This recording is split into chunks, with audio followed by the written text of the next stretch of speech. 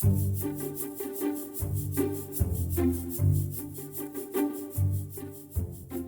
good morning. It's Wednesday's Politics at Jack and Sam's Daily, the podcast that brings you up to speed with everything coming in the day ahead in British politics in less than 20 minutes. Hello there. It's November the 27th. It's Prime Minister's Questions Day. My name is Sam Coates of Sky News, and with me, as ever, is Jack Blanchard of Politico. And outside the window, Storm Connell is hammering it down, Jack. I've just had a weather alert for Hither Green in southeast London, where I live. Sam, I can hear the weather alert on my attic window as I speak. I'm right up in the top of the house here, and it is hammering down on all of the windows and all of the skylights. It is bleak. I'm wishing I didn't have a load of meetings I've got to go into town for in a minute. I'm going to get absolutely soaked. There's another 50 millimetres of rain to southern parts of England today. Oh, no. So thoughts and prayers for the UK's flood defences, and let's hope that they continue to be properly funded by the Treasury, Tamara? That, by the way, is a reference to Tamara Finkelstein, the Permanent Secretary at the Department for the Environment. I think she's in a bit of a battle over flood defences. She, of course, is one of the 4 candidates to be Cabinet Secretary, the top civil servant in the land. So I suspect her reputation might stand or fall on whether or not she's winning that argument with Rachel Reeves' department. By the way, Jack, I hear the 4 interviews for Cabinet Secretary are now done. The 4 candidates: Ollie Robbins, who's the former Brexit negotiator; Tamara Finkelstein, the Permanent Secretary at DEFRA; Chris Wormald, the Permanent Secretary during the pandemic at the Department for Health; and Antonia Romeo, who is at Justice, are all in the running. We didn't know who had got it as of 8 o'clock last night when I checked in, but we should get a decision, I believe, very soon if Keir Starmer can make up his mind. How radical will he be? How cautious will he be? It's going to make a huge difference to his government, who, if he picks somebody good or if he goes down the wrong path here. So a sort of pretty pivotal decision expected imminently. Yeah, I entirely agree. Cabinet Secretary, not one who will be grabbing the headlines very often, but is absolutely crucial to the success of Keir Starmer's project. There have been many raised eyebrows about how long this process has taken and about the vacuum at the heart of government left by the fact that everybody knows Simon Case is on his way out and has known that for some time now. So I think there are plenty of people who just want frankly, Keir Starmer to get on with it and get somebody in quickly so that they can start driving the machine of government again, which some people think is grinding a little bit to a halt with a Cabinet Secretary on their way. And the civil service slightly obsessed by this subject, probably to the detriment of their day jobs. All sorts of rumours flying around. Is Tamara Finkelstein effectively Simon Case's preferred candidate? Is that why she has got into the final round? Is it the case that maybe some of the political team are not that keen on her? All sorts of things swirling around at the moment. Is Ollie Robbins too tainted by the Brexit path with Theresa May? Will Chris Wormald's performance during the pandemic, where he was sort of implicated in some of the discussions around herd immunity, matter? Antonia Romeo, well, she was in line to run the Treasury, but then it was decided that she couldn't do that. If you can't run the Treasury, can you run the whole of the civil service? Some people around Keir Starmer think that the crop suggested by the panel aren't great, which in turn isn't wonderful for the country. The interesting thing about the 4 you've picked, Ollie Robbins and Antonia Romeo, both pretty big characters in a way, and the sort of characters who might just be slightly outsized for their role. You can imagine you and me speaking quite a lot about either of them were they to be given the job. The other 2 slightly lesser known figures and might be doing it a little more quietly. I would suggest if they get the job, whether that's a good thing or bad thing, we'll let Keir Starmer make his mind up about that. The day ahead, there's lots of interesting things happening in Westminster today, which we will get into in a minute, not least Prime Minister's questions, and also expecting a statement from the Business Secretary about the vehicle job losses that were announced yesterday, which is a big story as well. We should just briefly touch on foreign affairs, though, Sam. Leading all the bulletins this morning is the ceasefire between Israel and Hezbollah, which was indeed, as we know, agreed by the Israeli cabinet and Hezbollah leadership yesterday. That came into effect at 2 a.m. UK time while we're all in bed. This has been one that's been brokered by the US and France. Outgoing US President Joe Biden will be hoping this is some sort of legacy for him. The big question, obviously, is how enduring it is going to be, whether this is the start of a broader peace, as Keir Starmer and David Lammy and pretty much everyone has been asking and demanding it be, or whether this is something very temporary, remains to be seen. But it's obviously a very big story indeed, Sam, and something that David Lammy will be asked about when he appears before the Common Foreign Affairs Committee for the first time this afternoon. I think that's at 3:30, and there'll be lots of people in Westminster tuning in to see what he's got to say. Breakfast very much underway in our house at the moment, if you can hear some clanking. The domestic ramifications of what's been going on in the Middle East are huge. So there will be a real hope this is something durable. Just to point out a couple of things. A snap poll for one Israeli news channel found only 37% of Israelis are in favour of the deal.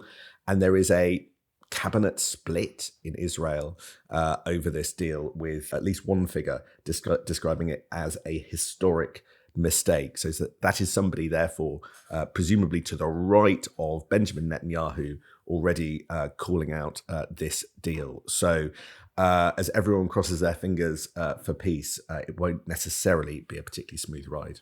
Absolutely. You can expect David Lammy to be talking about that before MPs this afternoon. Also, a long list of stuff they'll want to get through with him, not least the International Criminal Court's decision to issue an arrest warrant for Benjamin Netanyahu, see what Lammy's got to say about that. And then the whole ongoing conflict with Russia. We saw the British diplomat expelled yesterday. We've seen this DHL cargo plane that crashed in Lithuania. Lots of questions about that. There were cabinet ministers and indeed journalists banned from going to Russia yesterday in the latest round of, I guess, what Russia would call sanctions against British politicians and other figures. There's a lot going on for Lammy to talk about. Chagos Island as well will be on the list. So I think as committee sessions go, Sam, it should be a pretty interesting one. But the sort of focal point this week, as it is a lot of weeks, is Prime Minister's questions. I think it's only the third time that Keir Starmer has come up against Kemi Badenoch. Of course, last week he was away, and so you had the Battle of the Deputies.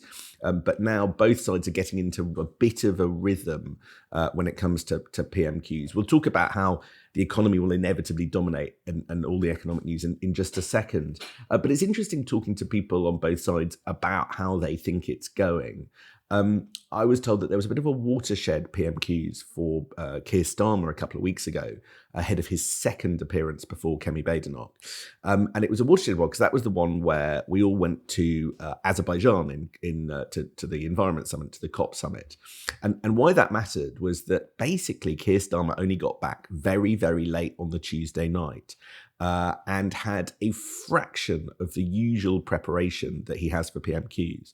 Now, there was a period, I'm told, where he would get quite tetchy if he didn't have hours and hours and hours of prep for set-piece events. But now it seems, according to people who are involved in it, that he's much more prepared to, well, frankly, wing it a bit. And fascinatingly, I'm told that week, which was his second appearance before Kemi Badenoch, he was, and the team was sort of so unruffled, they claim, about the prospect of Kemi Badenoch after her first appearance, that they put in as much, if not more, preparation for what was going to come at them from Nigel Farage as they did in terms of what was going to come at them from the leader of the opposition, from the new head of the Tories, which I thought was quite an interesting marker of what this Downing Street is nervous about and what. And kind of what they think that they need to put prep into, and also just this idea that increasingly Keir Starmer, who was somebody who I think triple underlined his homework and got out the highlighter pen and needed quite a lot of time, is starting to sort of find his feet in that environment.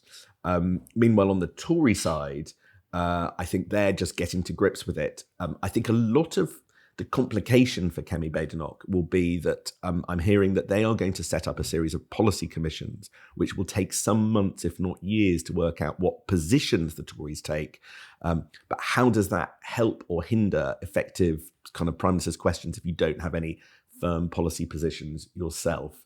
But one person to watch who's been whispering in her ear, quite literally, the Shadow Foreign Secretary Priti Patel, who I think is playing quite a big role advising Kemi, sort of eminence grise for in this shadow cabinet. It's one of the reasons that she got a big job when she didn't necessarily do so well herself in the leadership contest. There wasn't a necessity to give her a big job, but I think Priti is quite important to Project Kemi right now.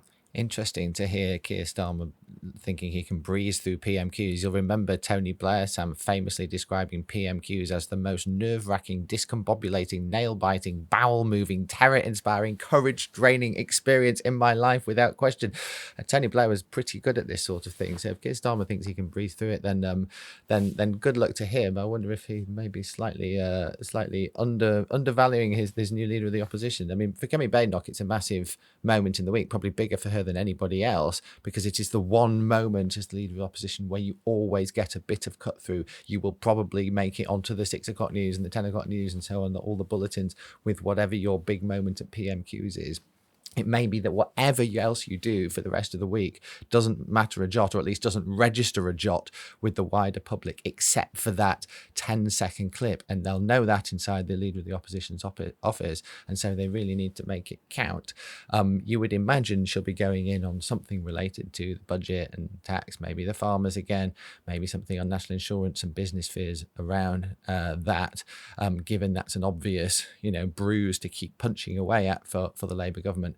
The problem for Kemi Badenoch, though, as you say, is without much of a policy position, it does leave her on rather weak ground in some ways. And we saw this earlier in the week, right, when she was asked if she would reverse that national insurance rise, and has refused to say whether she would actually do that. So suddenly, what appears to be a nice big bruise for her to punch, there is a ready answer coming back her way from the Labour Party, from the Prime Minister, which is, well, are you going to reverse it? How are you going to raise that money? What would you like to cut instead to do that? And if they don't have anything to say about that, then it doesn't totally new to the attack, of course, because the sorts of businesses coming out issuing warnings about this, the sorts of stuff they're saying is, of course, damaging to the government. But nevertheless, it gives an open goal for the government to throw something back into, which makes it harder for Kemi Badenoch. That's right. But I think that there is quite a straightforward target at the moment for the Conservative Party to aim at. There have been lots of different stories on the same kind of theme this week, whether it was business attacks against the Labour budget, or whether it's today criticism of green targets, which potentially put that car plant in Luton at risk. And really, if I'm to sum up everything, the question for this government is growth really Keir Starmer's government's top priority? Because all over the place, there are just things that make it look like it might not be. You could say that the row with business was a decision to put short-term tax revenue and the need to fund public services over growth, right? That was essentially the decision that Rachel Reeves made in the budget. They would argue that they'll get growth in time, but the budget meant a hit to growth, and that's partly because of the national insurance decision, which is hurting business and is going to mean that there's lower growth and lower wages for some. So there was a prioritization of generating tax revenue over growth. Today, the story is about whether or not green targets are being prioritized over growth. That's effectively the row that's being had. Yesterday on this podcast, you revealed work by your Politico colleague about how the government are potentially going to water down some of the green targets, some of the targets around the switch from petrol and diesel cars to electric vehicles. Not only did that prove to be completely on the money, as it always would be, with Johnny Reynolds, the business secretary, making clear there's potentially changes when he appeared before car manufacturers at a dinner last night. But the subject exploded with the news that that car plant in Luton is under fire. That's the Vauxhall parent company saying that it was potentially going to close down the factory, putting more than 1,000 jobs at risk. And now the government looks like it's scrambling to respond to that with further changes. So there is just a question about growth at the heart of everything. I mean, it feels like, the statement from Johnny Reynolds was pretty clear yesterday. He was before MPs yesterday being asked about this. I've got no interest in the country hitting its climate targets by shutting down jobs and industry, said the business secretary. And as they, pave the way to water down some of these targets for electric vehicle manufacturing, it seems to me that this was an incident where the government very much was picking growth ahead of climate targets. And I just wonder if there are going to be other things coming down the track where they decide to do that, because as we were saying yesterday, economic growth is so important to this government, not just because they promise they're going to deliver it, although in the most extraordinary way about being the fastest growing economy in the G7, but also because they need the money urgently before the end of Parliament if they're going to put the sort of cash into public services that's actually going to deliver results that people are actually going to notice and actually make them feel like voting for Labour was a good idea. There are other big decisions coming down the track, Sam. For example, airports. What are they going to do about new runways? Gatwick are lobbying for a second runway. The Heathrow question may be coming back.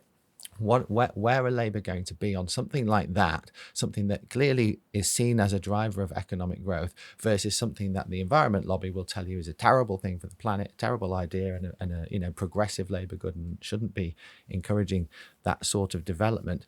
These decisions are going to be coming along the track time and time again for Labour over the next few years, and they're going to have to decide which side they want their bread buttered. I would argue, Jack, actually, they don't yet know. Right. So it is clear a decision is coming on these green targets to ensure that motor manufacturers switch to electric cars. Effectively, it's a series of increasing fines if they don't sell a higher proportion of electric cars over petrol and diesel cars. But we don't know what the decision actually is. And I was talking to somebody who is sort of inside this debate yesterday, and they said it could be really significant change, in which case the green targets, the decarbonisation target by 2030 will genuinely be at risk, or they could be really modest changes. And what's more, inevitably, because everybody defends their interests, there is a huge divide in government. So in the Department for Transport and the Ed Miliband Department for Climate Change, I am told that they are pretty bullish that any changes will be relatively modest and project the kind of green trajectory, protect the targets. But on the other hand, Johnny Reynolds' department, and I think this is reflexive in the kind of language that you were just outlining that he used yesterday, they are quite hardcore that these targets need to change quite a lot. And as ever, the swing voter here is going to end up being not only the Prime Minister Keir Starmer, but the Treasury, because there's a question about how much money in the end the taxpayer bears in order to do the green transition versus car companies. And at the moment, the business department think that car companies are shouldering too much, and obviously the car companies think that too. So will the Treasury side with the kind of green side because they worry about the public shouldering too much the cost of the green transition, or with the business department because of the out-and-out hit to growth that the car manufacturers say will happen if they continue with them? Keir Starmer's going to have to decide. And as with so much else, I'm not yet sure where he's going to land on this. And it's a pretty big marker of what's going to happen over his government. So that's why you should watch this decision very carefully. There are plenty of Labour MPs who will tell you that it's the Treasury running the country and they know definitely which way they would always decide in a decision like that, and it'll be the pro-business one. But let's wait and see. Some good news for the government. Well, no, maybe that's a bit strong. Some possible chink of light for the government overnight. Donald Trump has picked his US trade representative. This was announced on the Truth social media site overnight. A lawyer called Jameson Greer, who I predict that none of you have ever heard of, but he was chief of staff to Robert Lighthizer, who was Trump's trade representative in his first administration. Mr. Tariffs. I mean, Robert Lighthizer is like renowned for his love of tariffs. This is the guy, Jameson Greer, who's going to drive this tariff project through. Sounds very worrying for the West and indeed the East, given what Trump was talking about previous day, tariffs on Chinese goods, tariffs on Mexican, tariffs on Canada. A little chink of light, though. I've been looking through this guy's Jameson Greer's testimony to the US Congress last year, and he talks about the importance of tariffs on China and so on. But he also says markets such as the United Kingdom, and he names a few others, may provide meaningful export opportunities for US companies, and sectoral or narrow agreements could lead to mutually beneficial trade if done thoughtfully. So this guy has been advocating better trade with the United Kingdom, trade deals with the United Kingdom, maybe sectoral or small trade deals with the United Kingdom.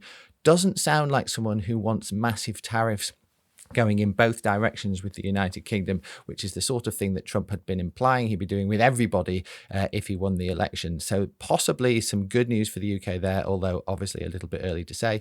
As I said, Johnny Reynolds, the Business Trade Secretary, will be in the Commons, we think, this afternoon doing a statement and may just get asked about some of this stuff.